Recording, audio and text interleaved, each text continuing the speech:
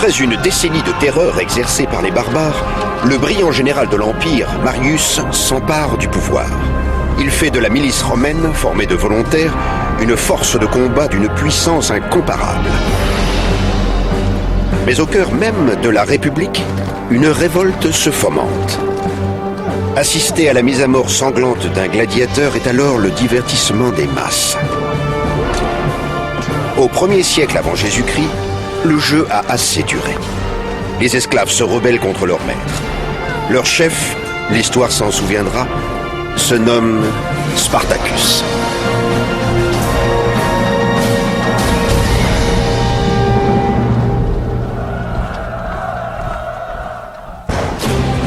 Forte d'une puissante armée et d'une philosophie axée sur la conquête, la République de Rome s'est annexée des territoires, des trésors et des esclaves. Capturés sur le champ de bataille ou dans les villes conquises, les esclaves deviennent une marchandise. Les esclaves étaient des hommes. Les Romains le savaient, mais faisaient comme s'ils ne l'étaient pas. Comme si ces hommes étaient des outils ayant des bras, des jambes, une voix. Entre le 3e et le 1er siècle avant Jésus-Christ, la République romaine s'étend de l'Italie centrale et méridionale à toute la Méditerranée. Les marchés aux esclaves se remplissent et des acheteurs viennent y trier la marchandise sur le volet.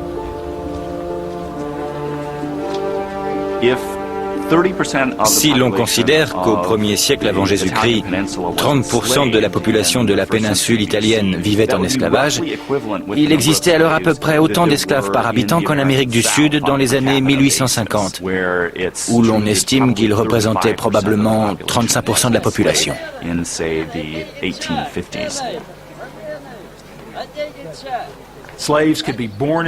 On pouvait naître en esclavage ou être vendu comme esclave par des pays étrangers. On pouvait aussi le devenir après avoir été fait prisonnier de guerre. Les circonstances dans lesquelles on tombait ou vivait en esclavage étaient donc très diverses. Columelle, propriétaire terrien romain du 1er siècle, évoque le soin qu'il convient d'apporter au choix des esclaves. Je commence donc par avertir que nous ne devons pas tirer le fermier de cette espèce d'esclave dont les belles formes en suppléent. Le choix doit porter sur un homme endurci dès l'enfance aux travaux de l'agriculture et connu pour son expérience. Tous les esclaves ne sont pas destinés aux travaux des champs. Les plus robustes, on les réserve aux jeux du cirque, à l'arène, en faisant des gladiateurs. Ces gladiateurs étaient à mains égards des professionnels. Ils avaient un entraîneur, le lanista, qui les motivait. Comme aujourd'hui, un entraîneur de foot galvanise les joueurs de son équipe pour qu'ils donnent le meilleur d'eux-mêmes.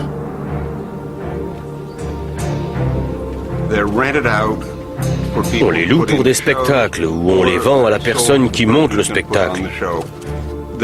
On les considère comme la lie du peuple, des hommes dont le corps est à la disposition d'autrui. Les gladiateurs étaient soit des lutteurs de métier participant à ce titre au divertissement le plus fastueux de l'époque, soit des repris de justice qu'on obligeait à se battre. Comme les champions de boxe d'aujourd'hui, ils s'entraînaient beaucoup et ils ne livraient que 2 ou 3 combats par an, parce qu'évidemment ils coûtaient très cher. Peu de noms de gladiateurs sont passés à la postérité. L'histoire a cependant gardé mémoire des exploits de 2 d'entre eux, Crixus et Spartacus, un meneur né. Spartacus était un étranger. Sans être romain, il avait tout de même servi dans l'armée romaine. Puis, un événement survient. On ne sait pas s'il déserte, comme certains le disent, ou s'il est révoqué. Selon certains témoignages, il devient alors un bandit de grand chemin. Toujours est-il qu'il finit par se faire arrêter et se voit contraint par les autorités romaines à devenir gladiateur. Était-ce contre sa volonté? On l'ignore, mais il l'a très mal vécu. Voici ce que le biographe Plutarque dit de Spartacus. À une grande force de corps et à un courage extraordinaire, Spartacus joignait une prudence et une douceur extrême. Réduit en esclavage par ce revers de fortune, Spartacus n'est pas homme à se laisser marcher dessus. Et le destin de Crixus va croiser le sien.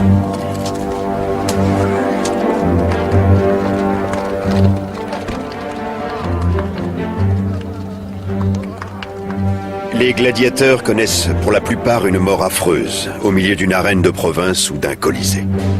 Quelquefois, le choix des armes revient au public qui se délecte des violences à venir.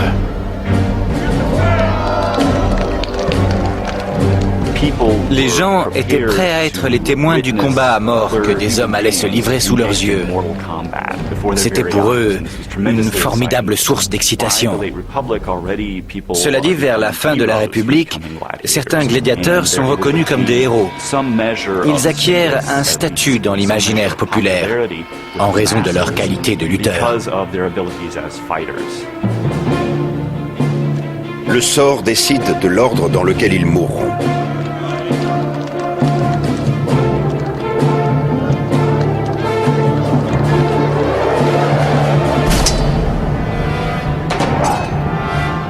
En effet, pour ajouter du piment au combat, on fait en général s'affronter des hommes qui ne sont pas sur un pied d'égalité en termes d'armes ou de style de lutte. En outre, quel que soit le style adopté, leur maigre armure n'est pas de nature à les protéger de la mort. Ils s'entraînaient pendant des mois, des années, et avaient le droit de se servir de leur arme. Dans le corps à corps, ils voyaient la bouche écumante de leur adversaire, ou espéraient surprendre la peur dans son regard. L'odeur du sang devait être omniprésente. Elle excitait le public. C'était là, pour les gladiateurs, le signe que leur vie même était en jeu.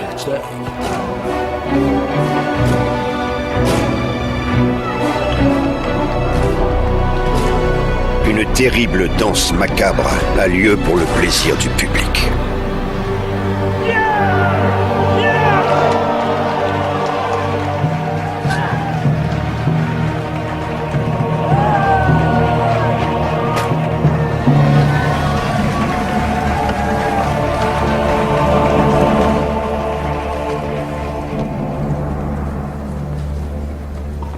Mais en 73 avant Jésus-Christ, au Ludus, l'école des gladiateurs, un groupe d'apprentis se lasse de recevoir des ordres des gardes romains.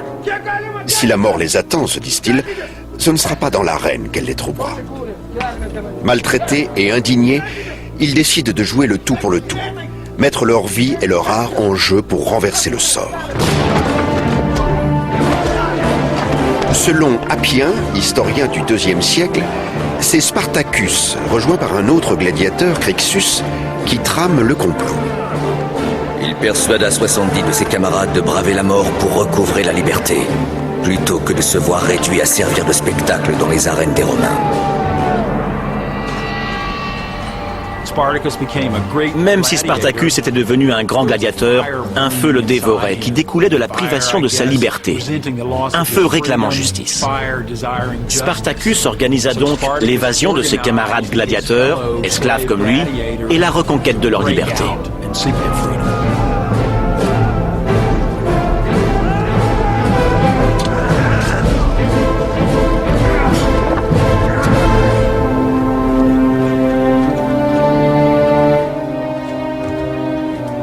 Peu habituée au combat, la milice locale se méfie des rebelles qu'elle pourchasse. Les miliciens les ont vus dans l'arène. Ils savent à quelle espèce d'hommes ils ont affaire.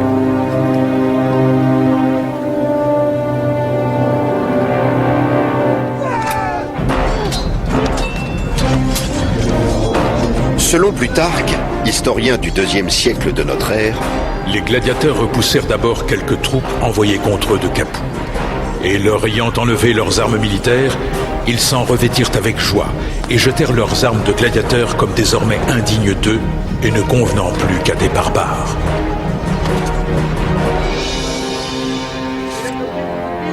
Spartacus arrache ses hommes à l'esclavage pour les jeter dans la guerre et semer sous leurs pas des cadavres romains.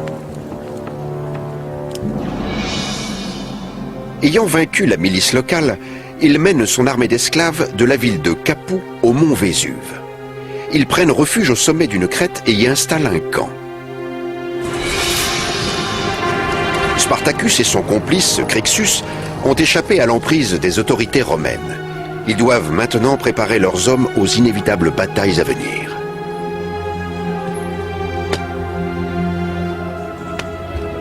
Spartacus avait le charisme et la force nécessaires pour que des hommes aient envie de le suivre, même dans cette dangereuse évasion hors d'une prison où l'on formait les gladiateurs. Le mont Vésuve était un volcan en activité. Il était risqué de s'y cacher. Mais Spartacus savait que ses gladiateurs évadés, et lui-même, pouvaient y prendre une position pour s'organiser et élaborer un plan. Un messager vient cependant l'avertir que les Romains dressent un camp un peu plus bas en vue de les assiéger. Le Sénat a confié au général Claudius Glaber la mission de mater les rebelles. Il était parvenu à acculer Spartacus et son nouveau groupe de rebelles sur la montagne, dans un endroit resserré, semble-t-il. C'est pourquoi Claudius Glaber présumait qu'il les écraserait sans peine sur le mont Vésuve. Plutarque relate son plan. Claudius ordonna à ses hommes de garder l'entrée du seul sentier étroit et difficile donnant accès à la montagne. Partout ailleurs, ce n'était que précipices couverts de ceps de vignes sauvages. La seule issue de Spartacus et des esclaves en fuite est barrée. Le siège peut commencer. Juchés sur la montagne, Spartacus et ses hommes trament un extraordinaire plan de fuite que décrira Plutarque. Les gens de Spartacus coupèrent les sarments les mieux adaptés au projet qu'ils avaient conçu. En firent des échelles solides et assez longues pour aller du haut de la montagne jusqu'à la plaine.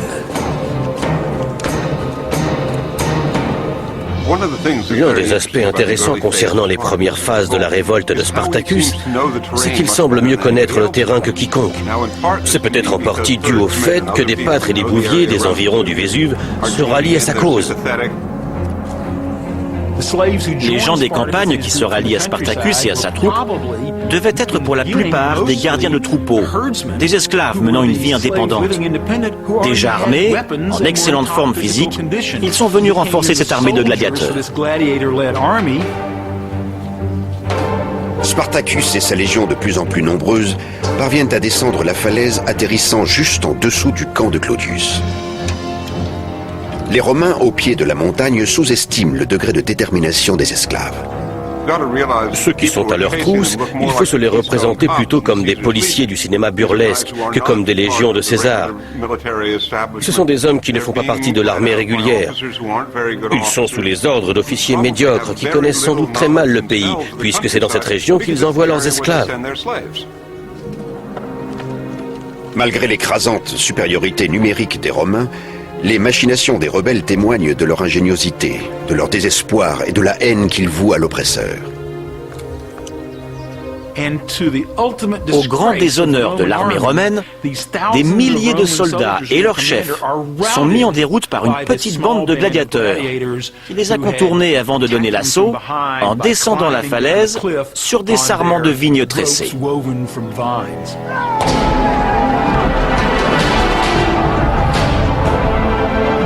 Fort de ce succès, le mouvement prend de l'ampleur, selon l'historien Appien.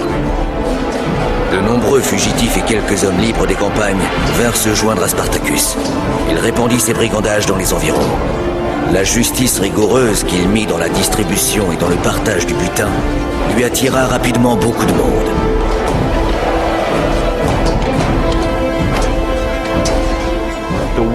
Les seuls que Spartacus refuse au sein de sa bande de rebelles sont les déserteurs de l'armée romaine. Ce qui, à première vue, peut sembler bizarre. Rien de plus logique en réalité. Il s'agissait précisément de ceux qui avaient flanché.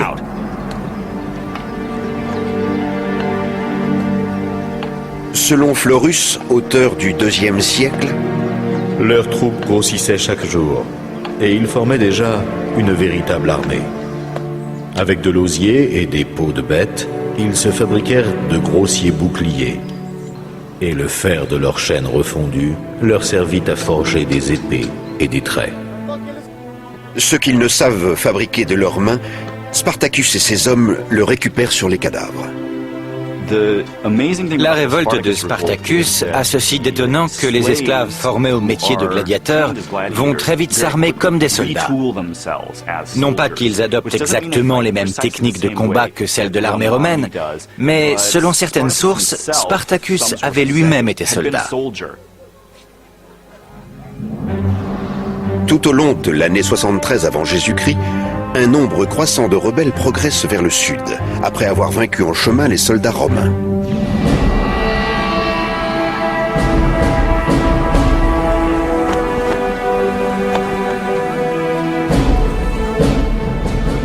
Le Sénat confie à un autre magistrat, le général Publius Varinius, la mission de les arrêter. Cavalier confirmé, Varinius chevauche son meilleur étalon et arbore le symbole traditionnel du pouvoir romain, les faisceaux, un assemblage de verges liés autour d'une hache. C'était le symbole du pouvoir exercé par le titulaire d'une grande magistrature pour rétablir l'ordre. Des verges pour frapper les civils ou les soldats, la hache pour la peine capitale. La hache n'était placée dans les faisceaux que lorsque le chef se trouvait hors de Rome. En effet, lors d'une campagne militaire, c'est en vertu de la loi martiale qu'il avait pouvoir sur ses troupes. Reste que les symboles paraissent de peu d'efficacité contre une armée d'esclaves. Les troupes de Spartacus ont déjà saigné celles de Varinius, tuant l'homme avec qui celui-ci partage le commandement. Varinius parvient néanmoins à resserrer les fugitifs dans une position désavantageuse et prépare ses hommes à la prochaine bataille. Selon l'historien Salluste, Spartacus usera ici d'un stratagème ingénieux. Pour offrir à quiconque eût regardé de loin l'aspect de sentinelle, les rebelles dressèrent sur des poteaux des corps récemment morts et des enseignes. Les leurs en place, les rebelles sont libres d'attaquer les Romains à leur gré, en jeu de surprise.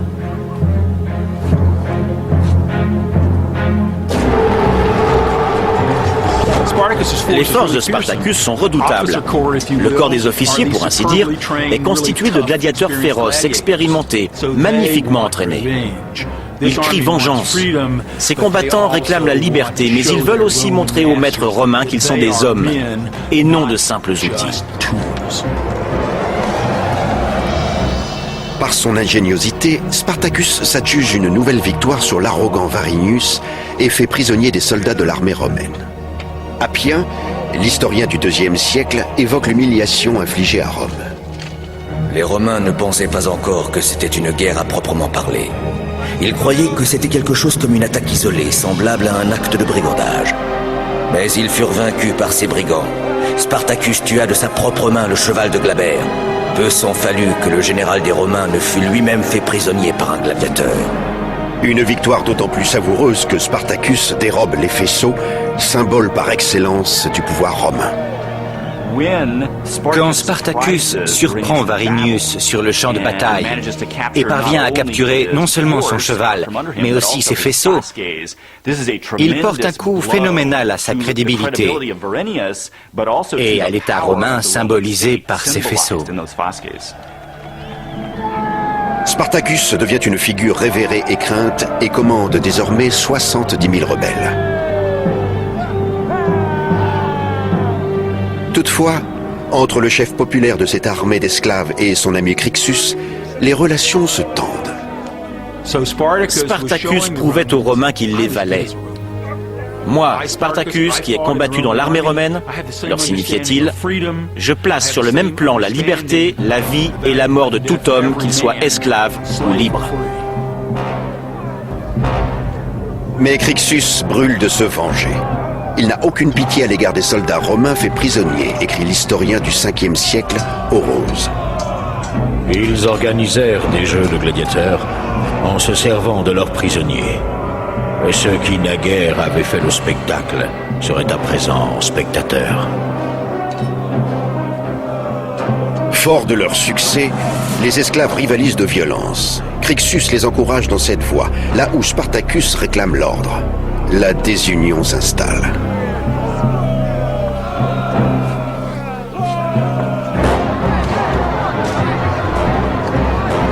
Jusqu'au jour où Crixus déchaîne la fureur des esclaves contre des civils romains sans défense. L'historien Salluste relate l'événement. Aussitôt, les fugitifs, au mépris de l'ordre de leur chef, violent les femmes et les filles.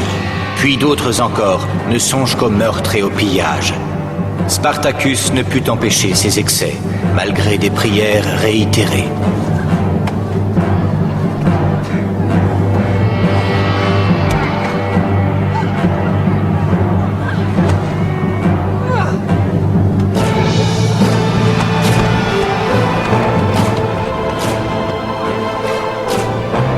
Les esclaves qui s'étaient unis contre Rome se retournent désormais les uns contre les autres. Voici venue l'heure que les Romains attendaient.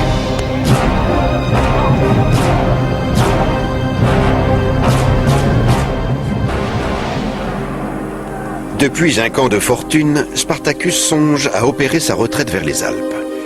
Crixus, lui, a d'autres intentions, note Salluste.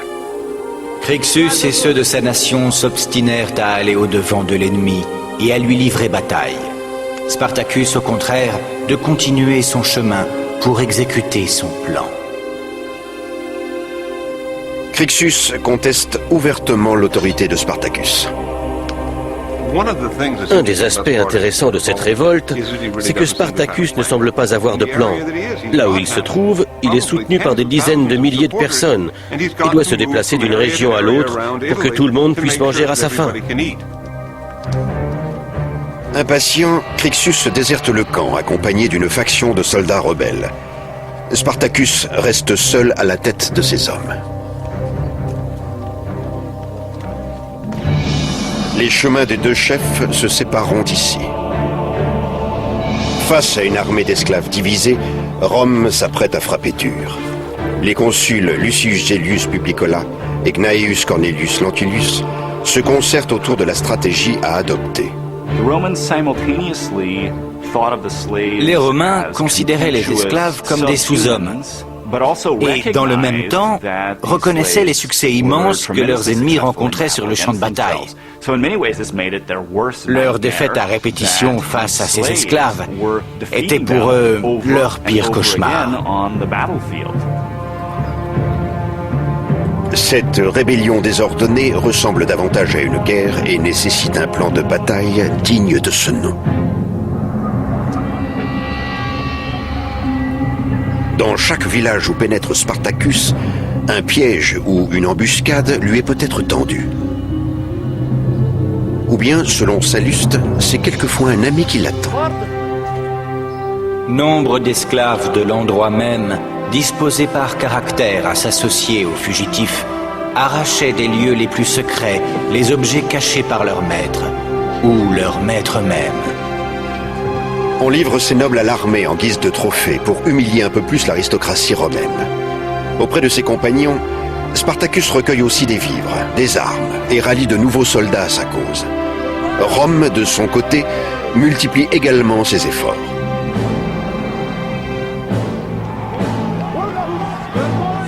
Comme le consigne Plutarque, les troupes du général Gellius viennent au devant de Crixus et de sa faction sur le massif du Gargano sur la côte est de l'Italie. Gellius étant brusquement tombé sur un groupe de Germains qui par fierté et par mépris étaient séparés des troupes de Spartacus, le tailla en pièces. L'historien Appien ajoute: Crixus commandait 30 000 hommes. Il périt avec les 2/3 de son armée.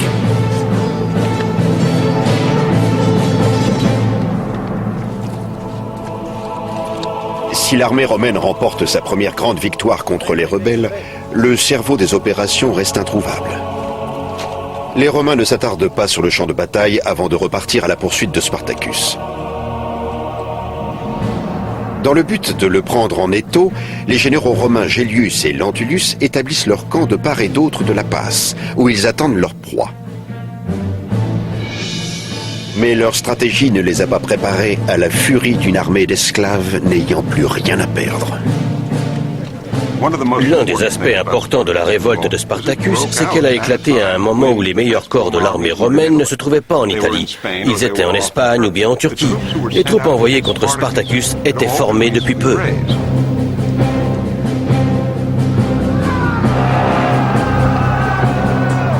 Appien écrit: Spartacus les attaqua tour à tour, les vainquit l'un après l'autre. Les Romains furent obligés de faire leur retraite en désordre.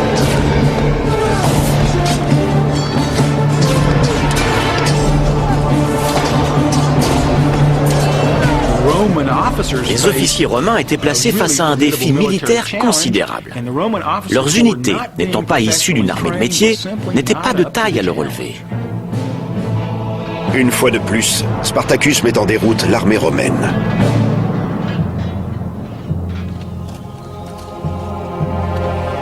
Cette fois, cependant, la victoire ne lui suffit pas. Il réclame vengeance pour la mort de Crixus et sacrifie 300 prisonniers romains. Il va incarner une grande figure de contestation de l'ordre régnant, en célébrant la défaite infligée aux magistrats romains, en exécutant les prisonniers de guerre, en détruisant la propriété des riches dans les campagnes, en ouvrant un autre horizon que celui du régime en place. C'est de là qu'il tire sa force. Une nouvelle fois victorieuse, l'armée de Spartacus a la possibilité de s'exiler pour aller vivre en liberté. À cette solution, elle préférera demeurer au sein d'un empire qu'elle méprise. On ne sait pas bien pourquoi les forces de Spartacus redescendent du nord de l'Italie. Les guerriers étaient ivres de leur succès. Plutôt que de s'exiler, de rentrer chez eux ou de revenir à la vie qu'ils avaient connue avant leur captivité, ils avaient envie de poursuivre le combat. Ces forces gagnent Thurium, dans le sud, où l'on établit une base d'opération.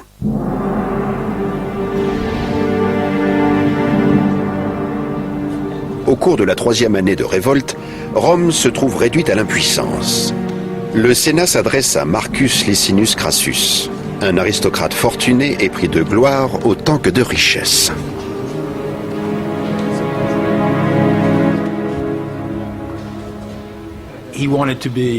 Il visait le sommet de la société romaine, ce qui l'obligeait à des succès militaires.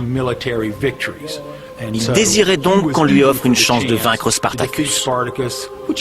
Il estimait d'ailleurs que ce serait facile, puisqu'après tout, les esclaves ne pouvaient pas être tellement dangereux.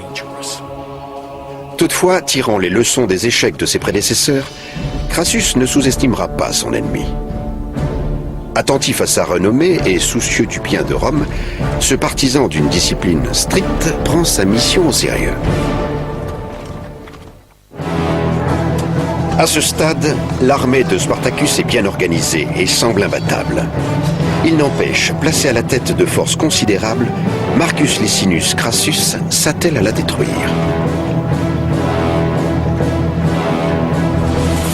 Mais la force romaine se révèle peu disciplinée, lâche et prompte à battre en retraite. Crassus ne le tolérera pas. Après avoir essuyé une défaite humiliante face aux rebelles, il prend des mesures radicales. Il apprendra à ses troupes à obéir par la sanction et la décimation. La décimation était un châtiment terrible. Un homme sur 10 était arbitrairement exécuté. Peut-être n'avait-il pas déserté le champ de bataille, peut-être le reste de son unité avait disparu et lui s'était battu. Mais faute de témoins, il pouvait être tiré au sort parmi 9 autres hommes. En rang, en proie à une terreur absolue, il attendait de savoir s'il serait tiré au sort. C'était une mort atroce puisque ses amis allaient devoir le tuer à coups de massue. C'était pas une mort rapide ou honorable. Il n'était pas poignardé ou autorisé à se suicider. Il était déshonoré. Et c'est long de mourir à coups de massue. Les troupes romaines en viennent à craindre davantage Crassus que leur ennemi.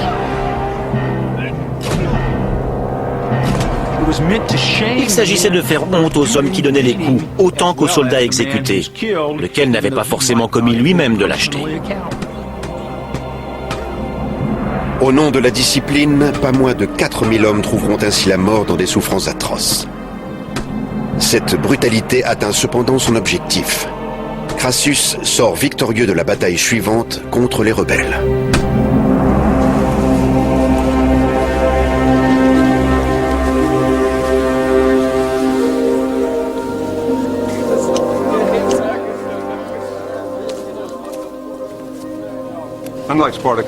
Contrairement aux précédents adversaires de Spartacus, Crassus était un soldat expérimenté, capable d'entraîner une armée et de la déployer. Pour la première fois, Spartacus se retrouve aux prises avec un véritable général romain, et non un politique menant un groupe d'hommes sans expérience.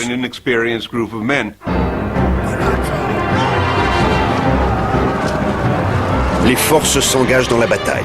Une armée romaine de haut vol face à une bande de rebelles prêts à tout. Le rapport de force tourne en défaveur de Spartacus.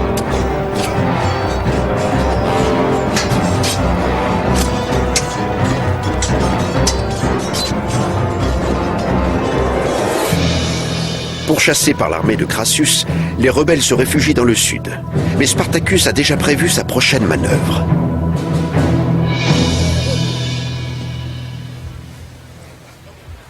Des pirates ont la maîtrise des mers qui baignent l'Italie.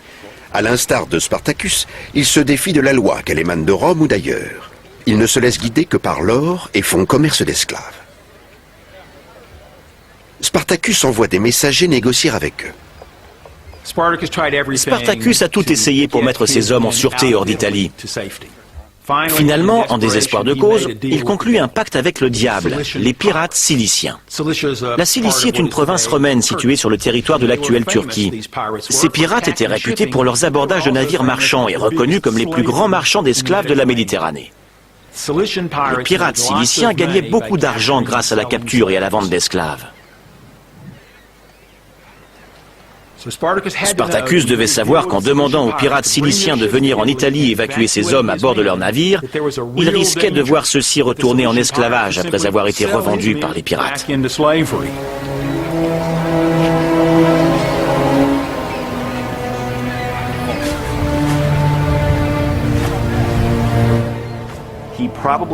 Il a dû songer à se rendre en Sicile et à occuper l'île, à s'en emparer comme d'un nouveau territoire, un nouvel État où ces rebelles auraient pu résister à Rome.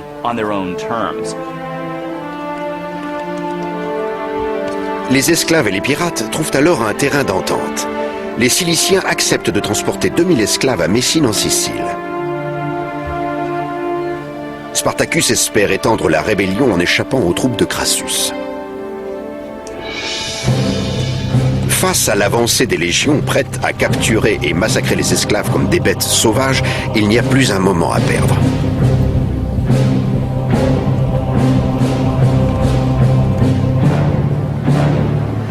Talonnés par les Romains, Spartacus et sa horde arrivent à l'extrême sud de la péninsule et ne trouvent aucun navire. Les pirates les ont trahis. Les Romains les encerclent. Pour fuir l'Italie, Spartacus doit maintenant se battre contre une armée au sein de laquelle Crassus a rétabli la discipline, qui est là en force, en mesure de déployer les tactiques redoutables de l'armée romaine.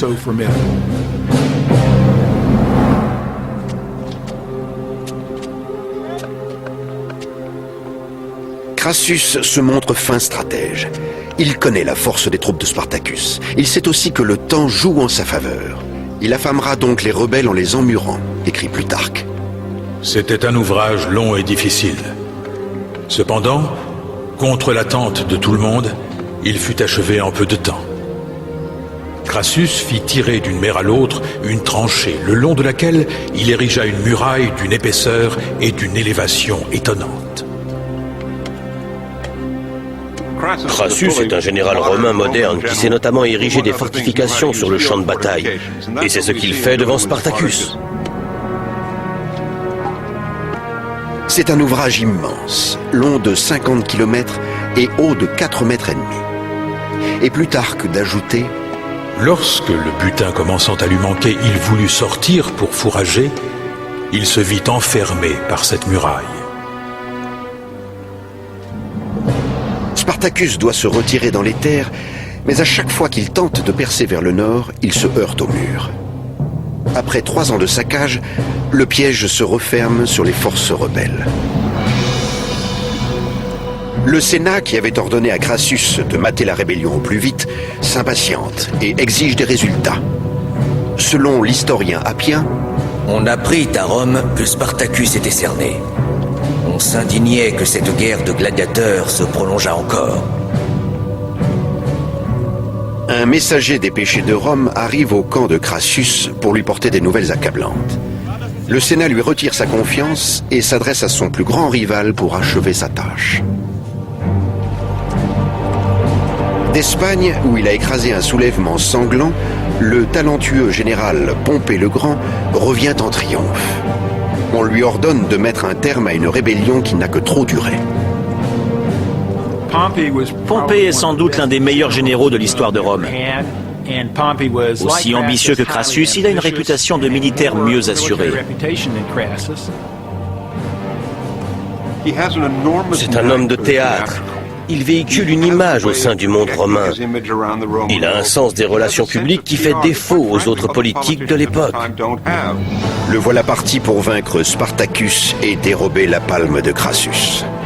À moins que celui-ci ne le devance. Deux chiens lancés à la poursuite du même renard.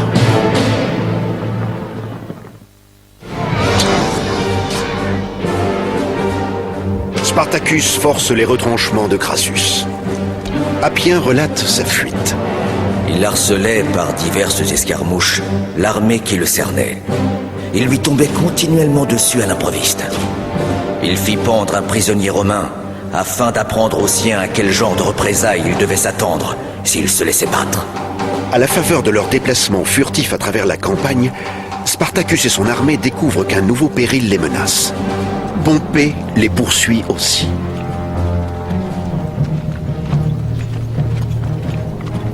Pompée s'était déjà acquis une réputation de nettoyeur.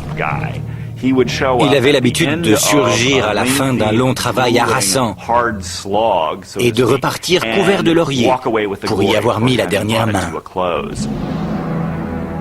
Alors que Pompée se rapproche, Crassus se démène pour mater la rébellion avant son arrivée.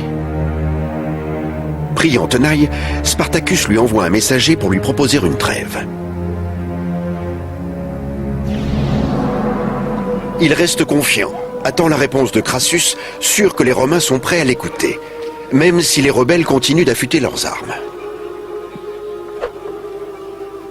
Spartacus tente de négocier avec les chefs romains parce qu'il se considère comme un homme libre. C'est ainsi qu'il avait débuté sa carrière, et il dirigeait ses hommes à la manière d'une armée romaine, comme si son sens de l'honneur valait celui de ses ennemis. Au retour de son messager, il comprend que les Romains ne le considèrent pas comme un égal. Il demeure un esclave et un ennemi. Après l'échec des négociations, vient le jour tant redouté par Spartacus. Même s'il vainc Crassus, Pompée le suivra de peu. Il ne peut ni battre en retraite, ni se rendre. Plutarque relate: Spartacus se vit dans la nécessité de mettre toute son armée en bataille. Lorsqu'on lui eut amené son cheval, il tira son épée et le tua. Il proclame que s'il gagne la bataille, il n'aura pas besoin d'un cheval. Il y en aura assez parmi ceux du camp adverse. S'il la perd, il n'en aura plus besoin non plus, a fortiori. Il ira donc désormais à pied, rejoindra ses fantassins et se battra jusqu'à la fin. Crassus et son armée affrontent Spartacus près de Brundisium, dans le talon de la botte.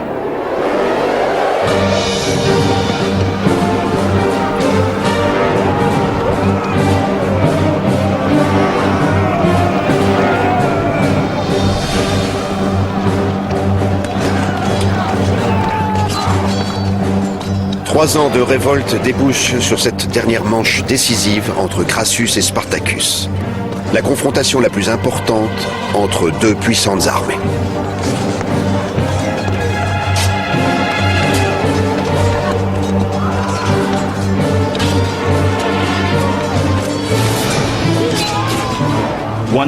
Selon une source, il était blessé à la jambe et paralysé au point de tomber à genoux. Mais il a refusé de se retirer du combat.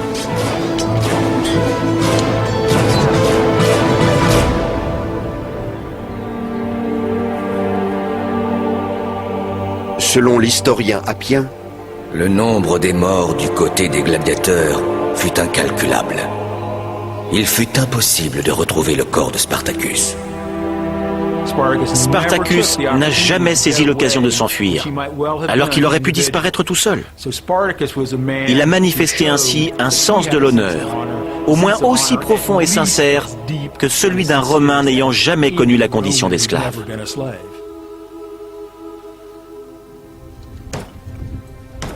Crassus traque les survivants et tue tous ceux qu'il trouve, excepté 6000 d'entre eux, qui sont faits prisonniers et crucifiés sur la voie appienne menant à Rome. Ils ont été crucifiés. Leur corps jalonnait la voie tous les 10 mètres sur 200 kilomètres. Vous imaginez l'odeur et la vision d'horreur.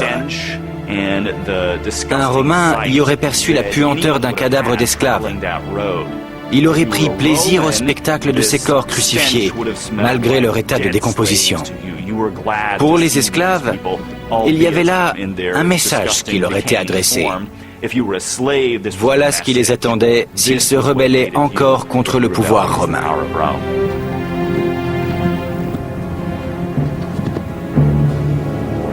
Crassus écrase la rébellion, même si certains révoltés ont la chance d'échapper au massacre.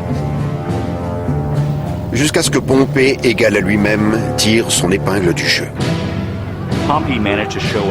Pompée arrive juste à temps pour rattraper les quelques 5000 gladiateurs qui ont réussi à se sauver de la bataille.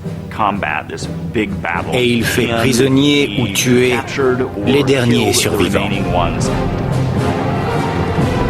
Puis, note Plutarque, Pompée s'attribue tout le mérite de la victoire. Pompée écrivit au Sénat que Crassus avait défait ses fugitifs en bataille rangée, mais que c'était lui qui avait coupé les racines de cette guerre. La carrière de Pompée est très intéressante. En fait, on l'a accusé d'être un vautour. Il se nourrissait des victimes des autres.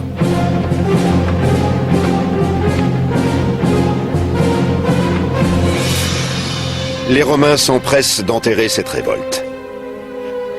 Par la suite, Pompée reçoit tous les honneurs pour ses hauts faits d'armes en Espagne. À Crassus, on ne décerne que de timides éloges pour s'être opposé à des esclaves qui avaient terrorisé l'Italie.